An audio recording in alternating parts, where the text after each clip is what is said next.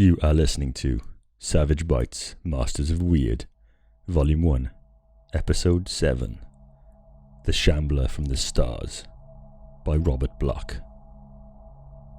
I have nobody but myself to blame for the whole affair. It was my own blundering that precipitated that unforeseen horror upon us both, my own stupidity that caused our downfall. The acknowledgement of my fault does not help us now. My friend is dead, and in order to escape an impinging doom worse than death, I must follow him into the darkness. So far, I have relied upon the ever-diminishing potency of alcohol and drugs to dull the pangs of memory, but I shall find true peace only in the grave. Before I go, I shall inscribe my story as a warning, lest others make the same mistake and suffer a similar fate. I am what I profess to be, a writer of weird fiction. Since earliest childhood, I have been enthralled by the cryptic fascination of the unknown and the unguessable. The nameless fears, the grotesque dreams, the queer, half-intuitive fancies that haunt our minds have always excised for me a potent and inexplicable delight. In literature, I have walked the night paths with Poe, or crept amid the shadows with Machen, combed the realms of horrific stars with Baudelaire, or steeped myself with Earth's inner madness amid the tales of ancient lore. A meagre talent for sketching and crayon work led me to attempt crude picturizations involving the outlandish denizens of my nighted thoughts. The same sombre trend of intellect which drew me in my art interested me in obscure realms of musical composition. The symphonic strains of the Danse Macabre and the like became my favourites. My inner life soon became a ghoulish feast of eldritch, tantalizing horrors. My outer existence was comparatively dull. Days of grammar school and adolescent high school soon passed. As time went on, I found myself drifting more and more into the life of a penurious recluse, a tranquil, philosophical existence amid a world of books and dreams. A man must live, by nature constitutionally and spiritually unfitted for manual labour. I was at first puzzled about the choice of a suitable vocation. The depression complicated matters to an almost intolerable degree, and for a time I was close to utter economic disaster. It was then that I decided to write. I procured a battered typewriter, a ream of cheap paper and a few carbons. My subject matter didn't bother me. What better field than the boundless realms of a colourful imagination?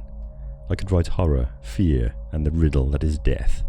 At least, in the callousness of my unsophistication, this was my intention. My first attempts soon convinced me how utterly I had failed. Sadly, miserably, I fell short of my aspired goal. My vivid dreams became on paper merely meaningless jumbles of ponderous adjectives, and I found no ordinary words to express the wondrous terror of the unknown. My first manuscripts were miserable and futile documents, the few magazines using such material being unanimous in their rejections. I had to live. Slowly but surely, I began to adjust my style to my ideas. Laboriously, I experimented with words, phrases, sentence structure. It was work, and hard work at that. I soon learned to sweat. At last, however, one of my stories met with favour. Then a second, a third, a fourth. Soon I had begun to master the more obvious tricks of the trade, and the future looked brighter at last. It was with an easier mind that I returned to my dream life and my beloved books. My stories afforded me a somewhat meagre livelihood, and for a time this sufficed. But not for long. Ambition, ever an illusion, was the cause of my undoing. I wanted to write a real story, not the stereotyped, ephemeral sort of tale I churned out for the magazines, but a real work of art. The creation of such a masterpiece became my ideal. I was not a good writer, but that was not entirely due to my errors in mechanical style. It was, I felt, the fault of my subject matter. Vampires, werewolves, ghouls, mythological creatures, these things constituted material of little merit. Commonplace imagery, ordinary adjectival treatment. A prosaically anthropocentric point of view were the chief detriments to the production of a really good weird tale. I must have new subject matter, truly unusual plot material. If only I could conceive of something utterly ultramundane, something truly macrocosmic, something that was teratologically incredible. I longed to learn the songs the demons sang as they swooped between the stars, or hear the voices of the olden gods as they whisper their secrets to the echoing void. I yearned to know the terrors of the grave, the kiss of maggots on my tongue, the cold caress of a rotting shroud upon my body. I thirsted for the knowledge that lies in the pits of mummied eyes, and burned for the wisdom known only to the worm. Then I could really write, and my hopes be truly realized. I sought a way. Quietly, I began a correspondence with isolated thinkers and dreamers all over the country. There was a hermit in the western hills, a savant in the northern wilds, a mystic dreamer in New England. It was from the latter that I learned of the ancient books that hold strange lore. He quoted guardedly from the legendary Necronomicon, and spoke timidly of a certain book of Iban that was reputed to surpass it in the utter wildness of its blasphemy. He himself had been a student of these volumes of primal dread, but he did not want me to search too far. He had heard many strange things as a boy in witch-haunted Arkham, where the old shadows still leer and creep, and since then he had wisely shunned the blacker knowledge of the forbidden. At length, after much pressing on my part, he reluctantly consented to furnish me with the names of certain persons he deemed able to aid me in my quest. He was a writer of notable brilliance and wide reputation among the discriminating few, and I knew he was keenly interested in the outcome of the whole affair. As soon as his precious list came into my possession, I began a widespread postal campaign in order to obtain access to the desired volumes. My letters went out to universities, private libraries, reputed seers, and the leaders of carefully hidden and obscurely designated cults. But I was foredoomed to disappointment. The replies I received were definitely unfriendly, almost hostile. Evidently, the rumoured possessors of such lore were angered that their secret should be thus unveiled by a prying stranger. I was subsequently the recipient of several anonymous threats through the mail, and I had one very alarming phone call. This did not bother me nearly so much as the disappointing realization that my endeavours had failed. Denials, evasions, refusals, threats, these would not aid me. I must look elsewhere. The bookstores. Perhaps on some musty and forgotten shelf I might discover what I sought. Then began an interminable crusade. I learned to bear my numerous disappointments with unflinching calm. Nobody in the common run of shops seemed ever to have heard of the frightful Necronomicon, the evil book of Iban, or the disquieting cult de ghouls. Milwaukee was barren ground. Chicago became my next hunting place. I made the trip, planning to spend a week there. Instead, I was forced to remain in the city for well over a month. Never have I seen so many bookstores. Persistence brings results.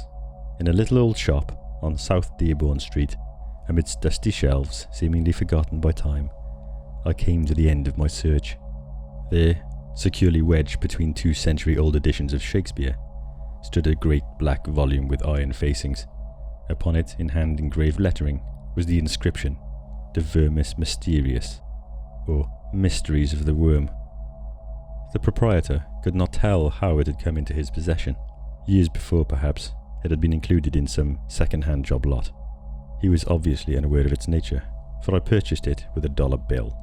He wrapped the ponderous thing for me, well pleased at this unexpected sale, and bade me a very satisfied good day. I left hurriedly, the precious prize under my arm. What a find! I had heard of this book before. Lugvig Prinn was its author, he who had perished at the inquisitorial stake in Brussels, when the witchcraft trials were at their height. A strange character, alchemist, necromancer, reputed mage, he boasted of having attained a miraculous age when he at last suffered the fiery immolation at the hands of the secular arm. He was said to have proclaimed himself the sole survivor of the ill-fated Ninth Crusade, exhibiting as proof certain musty documents of attestation. It is true that a certain Lugvig Prinn was numbered among the gentlemen retainers of Montserrat in the olden chronicles, but the incredulous branded Ludwig as a crack-brained impostor, though perchance a lineal descendant of the original warrior. Ludwig attributed his sorcerous learning to the years he had spent as a captive among the wizards and wonder-workers of Syria, and glibly he spoke of encounters with the jinns and efreets of elder Eastern myth. He is known to have spent some time in Egypt, and there are legends among the Libyan dervishes concerning the old seer's deeds in Alexandria. At any rate, his declining days were spent in the Flemish lowland country of his birth, where he resided, appropriately enough, in the ruins of a pre-Roman tomb that stood in the forest near Brussels. Lugvig was reputed to have dwelt there amid a swarm of familiars and fearsomely evoked conjurations. Manuscripts still extant speak of him guardedly as being attended by invisible companions and star-sent servants. Peasants shunned the forest by night, for they did not like certain noises that resounded to the moon, and they most certainly were not anxious to see what worshipped at the old pagan altars that stood crumbling in certain of the darker glens. For years the old thaumaturgist was infamously notorious throughout the countryside, and many a pilgrim came to him for prophecies, horoscopes, and the dubious service of his potions, philters, and talismans.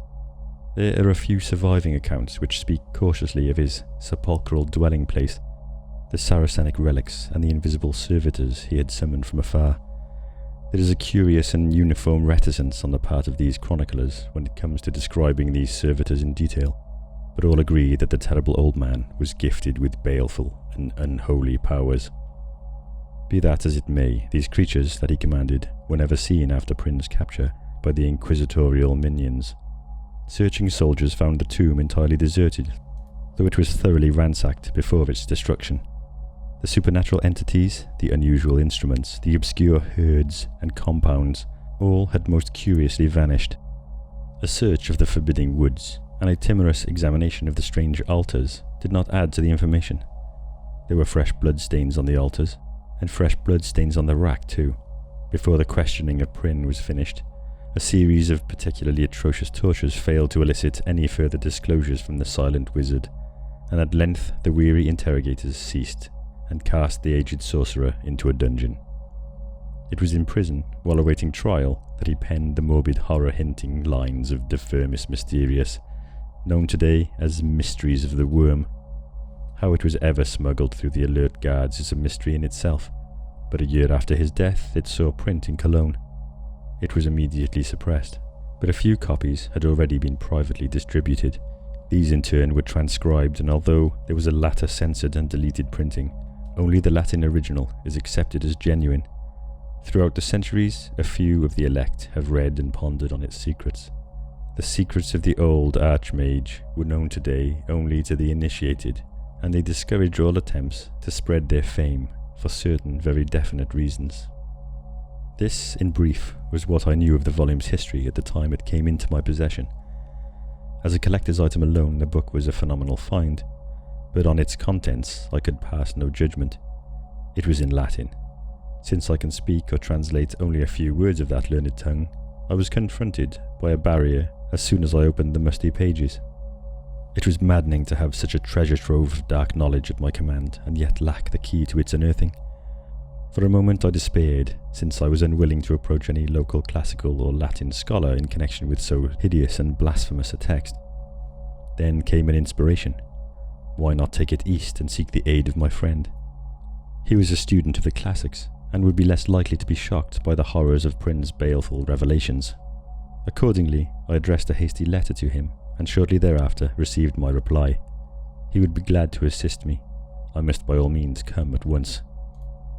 Providence is a lovely town. My friend's house was ancient and quaintly Georgian. The first floor was a gem of colonial atmosphere. The second, beneath antique gables that shadowed the enormous window, served as a workroom for my host. It was here that we pondered the grim, eventful night last April. Here beside the open window that overlooked the azure sea. It was a moonless night, haggard and wan with a fog that filled the room with bat-like shadows. In my mind's eye, I can see it still.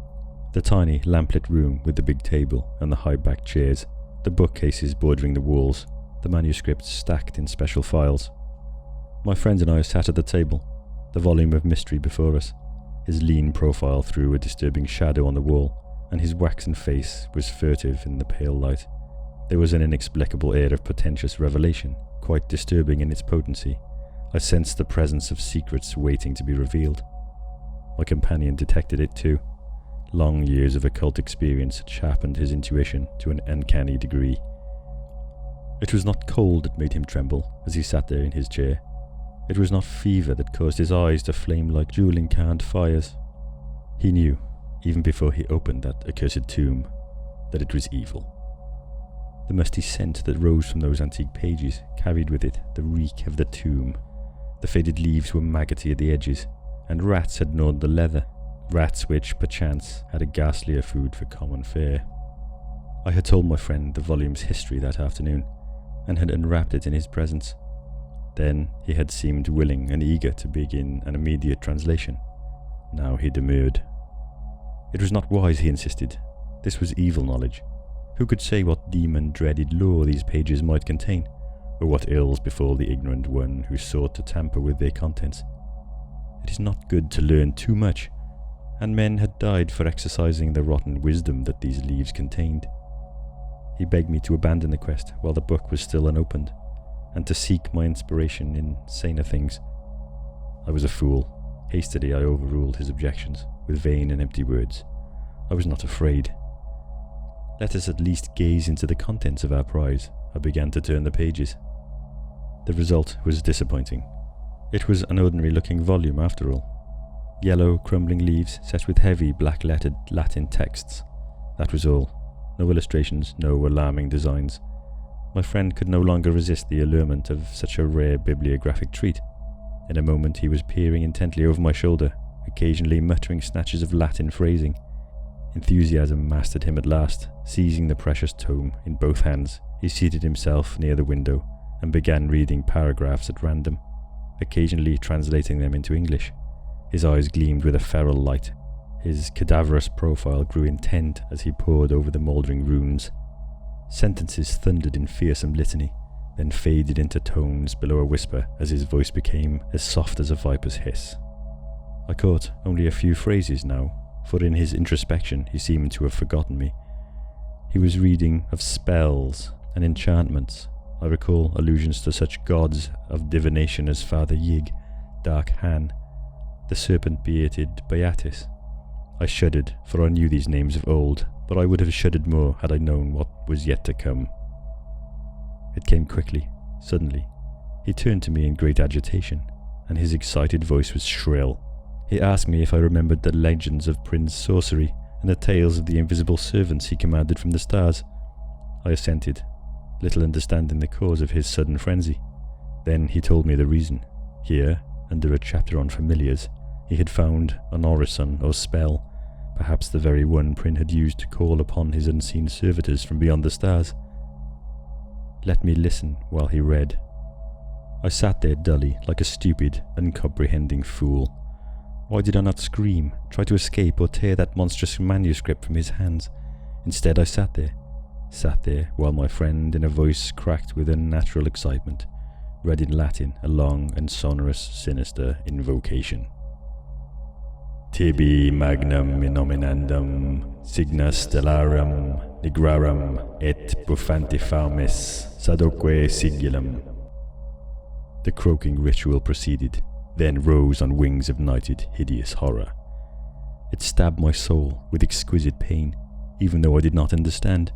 The words seemed to writhe like flames in the air, burning into my brain. The thundering tones seemed to echo into infinity, beyond the farthermost star. They seemed to pass into primal and undimensioned gates, to seek out a listener there, and summon him to earth. Was it all an illusion? I did not pause to ponder, for that unwitting summons was answered. Scarcely had my companion's voice died away in that little room before the terror came. The room turned cold. A sudden wind shrieked in through the open window, a wind that was not of earth.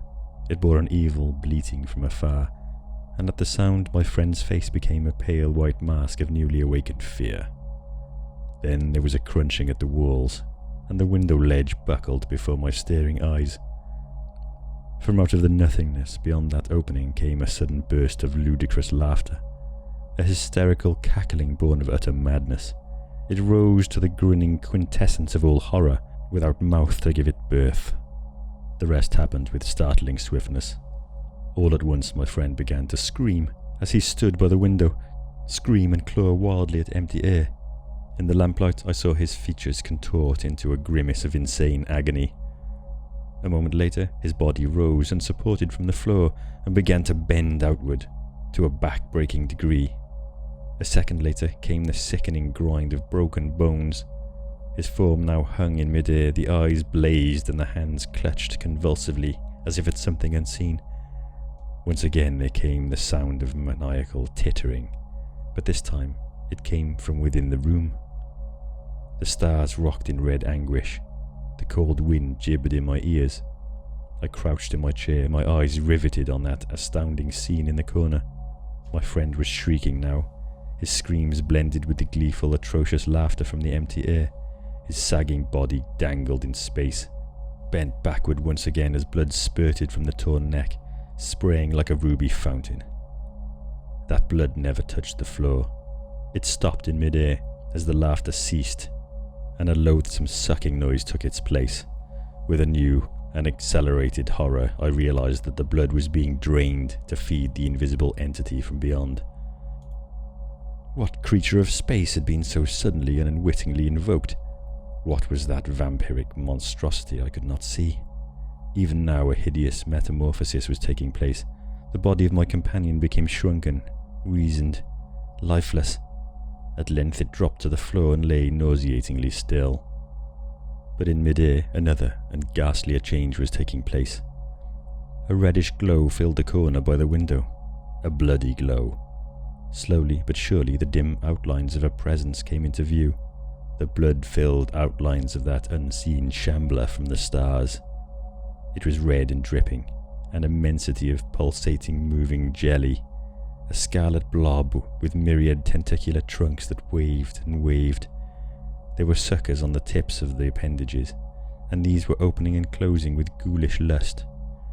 The thing was bloated and obscene, a headless, faceless, eyeless bulk, with the ravenous maw and titanic talons of a star-born monster. The human blood on which it had fed revealed the hitherto invisible outlines of the feaster.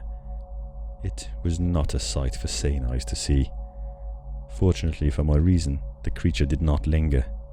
Spurning the dead and flabby corpse-like thing on the floor, it purposely seized the dreadful volume with one slimy, sinuous feeler, and shambled swiftly to the window. Then, squeezing its rubbery, viscous body through the opening, there it disappeared, and I heard its far-off, derisive laughter floating on the wings of the wind, as it receded into the gulfs from whence it had come. That was all. I was left alone in the room with the limp and lifeless body at my feet. The book was gone, but there were bloody prints upon the wall, bloody swathes upon the floor, and the face of my poor friend was a bloody death's head leering up at the stars. For a long time I sat alone in silence before I set on fire that room and all it contained. After that I went away, laughing, for I knew that the blaze would eradicate all trace of what remained. I had arrived only that afternoon, and there were none who knew, and none to see me go, for I departed ere the glowing flames were detected. I stumbled for hours through the twisted streets, and quaked with renewed and idiotic laughter, as I looked up at the burning, ever-glowing stars that eyed me furtively through wreaths of haunted fog. After a long while, I became calm enough to board a train. I have been calm throughout the long journey home, and calm throughout the penning of this screed. I was even calm when I read of my friend's curious, accidental death in the fire that destroyed his dwelling. It is only at nights, when the stars gleam, that dreams return to drive me into a gigantic maze of frantic fears. Then I take to drugs in a vain attempt to ban those leering memories from my sleep. But I really do not care, for I shall not be here long. I have a curious suspicion that I shall again see that Shambler from the stars. I think it will return soon without being summoned, and I know that when it comes it will seek me out and carry me down into the darkness that holds my friend. Sometimes I almost yearn for the advent of that day, for then I too shall learn once and for all the mysteries of the worm.